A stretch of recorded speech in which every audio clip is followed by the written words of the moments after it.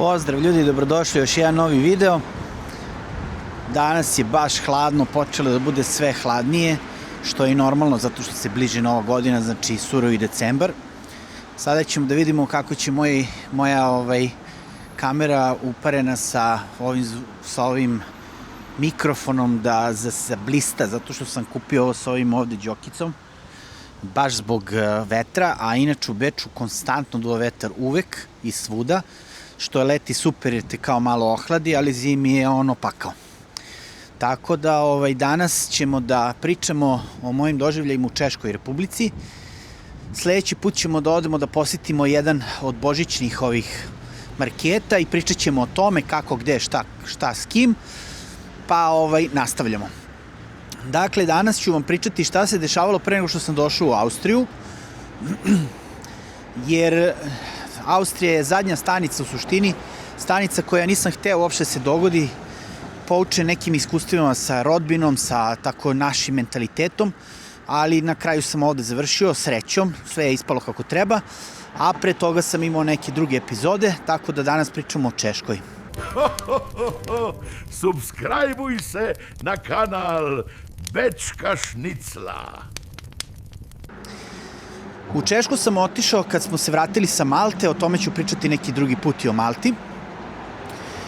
Zato što sam bio ponesen pričom i hteo bih da to predstavim i drugim ljudima, pošto kada ne znaš neke stvari, onda tako ideš grlom u jagode. Postoje ponude kod nas da radite u call centrima AT&T-a. AT&T je američka kompanija koja se bavi telefonijom i sada neki tamo bogati Amerikanac ili mislim siromašni Amerikanac, šta god, zove kao ne radi mi internet kod kuće, ti se njemu javljaš tamo iz Češke ili iz Slovačke i kao gospodine ste probali kao da ga uključite ili isključite ponovo, na primjer to, i ti pričaš na engleskom. S obzirom da ja pričam engleski, ja sam mislio to je dobra prilika, AT&T to je američka kompanija, to je sve wow. Kada ideš na razgovore isto sve wow, to će biti jedan naravno i to za šećere maksimalno, to je prilika tvog života, to je sve će biti u fullu. I onda sam ja rešio bila je kao Bratislava i bio je Brno. I ja sam kao rekao neću da idem u Bratislavu, hoću u Brno zato što kao ipak Češka. Ja mislim da je u principu sve jedno u tom nekom smislu koliko ćeš para dobiti, jer spoiler alert, pare dobiti nećeš. Dakle, ja sam otišao tamo i sad kako to funkcioniše. Posao ti je obezbeđen, ali moraš sam da nađeš sebi stan, moraš da otvoriš račun u banci, sve, i onda te oni forsiraju maksimalno da otvoriš taj račun u banci, da se tu što pre uklopiš, a niko ti ne govori da posle prvog meseca će 90% ljudi da otpadne. To niko ne priča. Tako sam ja došao u Češku sa svom zaradom koju sam donao sa Malte i imao sam kod sebe nekih 8.000 evra i kao sad ću ja to da uložim u našu svetlu budućnost, mene i moje porodice, i kao ajde nađi stan. Međutim u Brnu, koje se nalazi u Češkoj, to je kao Novi Sad češki, otprilike to je drugi grad po veličini, znači nije Prag, ali mislim u Pragu je sigurno još 10 puta gore, pošto je relativno mala zemlja i to je mali grad. Nema stanova zato što su te američke kompanije tamo to sve pouzimale, znači ti imate to AT&T, imate Nvidia, imate tako te neke kompanije koje su sve pouzimale i cene stanova su otišle u nebesa. Plata tada, a to je bilo pre nekih sada 5 godina, je bila nekih 950 evra recimo u tom AT&T-u, a ovde u Austriji je bila 1500 evra. Znači sad su to možda veće plate, sad je možda samo 1200 evra, ali to je opet smešno.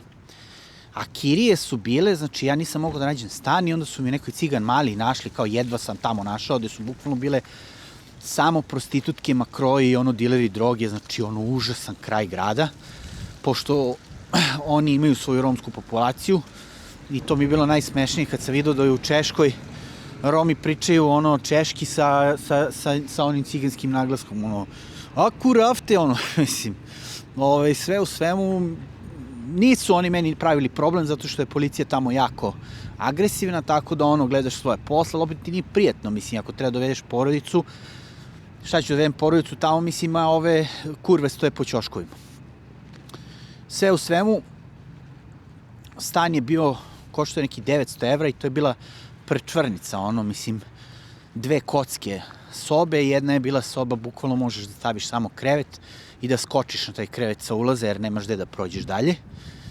I naravno nameštaj je sve što je moglo najjeftinije da se kupi, tako su opremili stan, znači od kartona, iz Ikee. I ja sam tu počeo da radim. I tu oko mene su bili neki ljudi koji su uglavnom, znači pričam zato što naši ljudi koji nemaju vizu, koji se nadaju nekom boljem životu, zato vam govorim ovu stvar, zato što ja imam mađarski pasoš i to mene u suštini ne dotiče, ali ja sam mislio kao dobra je prilika. I onda dođem tamo i sve rade naši, Makedonci, ne znam, Rusi, Ukrajinci, i svi me pitaju kao, brate, što si ti ovde došao, kao, mislim, što nisi otišao radiš nešto drugo? Malo mi je bilo to sumnjivo, kao, otkud znam, kao, ne, bit će sve super. I onda se ispostavi da se zdravstveno osiguranje sam moraš da doplatiš za familiju, ne kao ovde u Austriji da se ide sve osiguranje pokriva, nego moraš sam to da smisliš. I kao, meni to već bilo sumnjivo, već mi se nije dopadalo. I ja se tu požalim, rekli ste, pošto na sajtu tamo piše kao mogućnost osiguranja za celu porodicu, a to su oni wink trikovi, kao mogućnost, čitaj nemogućnost. I zovu me tamo u kancelariju, posle sat vremena, kao, nisi ti za nas, kao, aj lepo ti idi kući. Ja otvorio račun u banci, iscimo se, dao kaparu za onaj grozni stan, potrošio već neki 4-5 hiljada evra, mislim da bi se uopšte snašao, počnem tu da živim, da bi me oni šutnuli u dupe. U tom trenutku mi je to izgledalo jako, jako tragično, međutim posle su mnogi još isto pošutirani, tu shvatim da oni rade selekciju, ali da to ne govore o tome. Gde je bilo i mnogo tragičnih slučajeva, sećam se jedan dečko Ukrajinac koji nije tad bio rat tamo, ali se jedno iz teške neke sirotinje čovjek došao i on koji je kao plakao kad su mu dali poziv da dođe, to je bila kao promjena njegovog života, gde bi on dobio otkaz isto tipa nedelju dana posle mene. Mislim, Bog te pita kako su ti ljudi preživeli. Ja sam bar pokupio svoje prnje i otišao u Beč. Sve u svemu, tu sam ostao bez posla, tu mi je zujelo ušima, nisam znao šta da radim i kao ajde da nađem neki drugi posao. Međutim, sve te tamo firme, sve daju tako neku sitnu lovu, znači standard života konkretno nije standard života koji u Austriji i to nema šta da se lažemo. Ako ste Čeh i ako imate svoj stan i ne plaćate ga 900 evra, vaš život može biti okej. Ja ne znam šta Česi rade, ja nisam Čeh, mislim tako da ne znam koje su njihove kombinacije, a ja mislim da ti ljudi žive generalno okej, zato što to je njihov život, to je njihova zemlja koja svake godine raste, sve bolji standard i tako dalje, ne plaćaš kiriju i onda je to nešto drugo i živi od turizma u ostalom. A mi sirotinja, znaš, mislim, grabimo se za bukvalno zrno pasulja, mislim, to sam tamo shvatio. Česi kao narod su neljubazni generalno, taj komunizam koji su oni imali, ta bratoubilačka izdaja, taj sovjetski komunizam i ta čizma što ih je držala, je ostavila njih ogroman trag. Tako su tu jedni hladni, neljubazni ljudi. Mi znam ja šta mi zamišljamo to kao pivo, dobre ribe, kao hu. To je za tebe turistu možda u Pragu, u realnom životu uđi u prodavnicu, kasirka te gleda ko budalu, nema osmeha, nema izvini, nema ništa, niko ne priča engleski. Znači imao sam 2 poziva za posao, jedan je bio u nekoj kuhinji i kad je lik skapirao da ne pričam češki, bilo je samo voz u tunelu, to se desilo. A drugi poziv za posao je bio od nekog našeg lika koji je, mislim, on je došao što iz Vojvodine, ima neku bauštelu, ima isto 2 neka nesrećna Ukrajinca, znači čovek kome je priroda podarila da ne možeš da omaneš da je sumnjiv tip. Znači nosinu neku ima ko ajkula, znači vidi se da uopšte nije dobar, znaš kad nekom vidiš da nije dobar lik. I onda me kao ajde dođi da vidimo za posao, tu stoje ta 2 skrušena Ukrajinca, gledaju da li će da ih uvati Murija za vize ili šta već. I on koji mi izveo napolje sa onom klasičnom našom pričom od koje mi se, ne smijem da govorim ovde šta mi se radi kad čujem tu priču, ali mi se da se izrazim ovako, izrazito ide u WC. Izrazito mi se ide u WC. Kad krene neko da mi priča o tome, vidi koji sam ja auto kupio, svi su ovde smradovi, ja sam mnogo dobar čovek, mene su mnogi zeznuli, ali evo ja sam njima svima pomogao i krenuo mi sad on žvaće tu priču pola sata o nekom Audi, čoveče, ne interesuje me tvoj Audi, ne interesuje me tvoj život uopšte, jel imaš, brate, posao ti za mene, brate, ili nemaš? I onda sam shvatio da je to šuplja priča, mislim, jer to, mislim, potpuno, znaš, kad ti sve, svaka koska u telu, svaki atom ti govori da ne radiš to, da je to očigledno neka propast. Tako da, ja sam posle toga, dok sam se sabrao šta da radim sa svojim životom, bio u Češkoj još mesec dana. O Češkoj kao zemlji za život mogu da kažem da imaju piva milijardu, opsednuti su ljudi pivom, ja volim pivo. Ne znam kako je došlo od toga da toliko imaju pivara na svakom ćošku, svako selo ima svoju pivaru, svi piju pivo uvek i svuda, znači pivo je glavna životna namirnica. Spoj nekog surovog komunizma i kapitalizma je država, znači u jednom trenutku ćete vidjeti neku zgradu koja onako stvarati neku teskobu, ne znam kako da objasnim, a u drugom je sve wow, ludo, mislim, ne potpuno jedan miks. Žene su im, na primjer ovde u Beču sam to primetio, ovde su devojke mnogo smernije, onako je cijela ta neka kultura, onako bečka, onako posle vas, ne posle vas, a tamo su onako svi neki metalci, gotičari, svi su ludi, svi su u nekom fazonu, ali tako nekako jedan miks ludila. Nemate osiguranje, znači osiguranje se plaća samostalno, što je za mene odmah bio veliki minus, plate su generalno male, a kirije su dosta velike.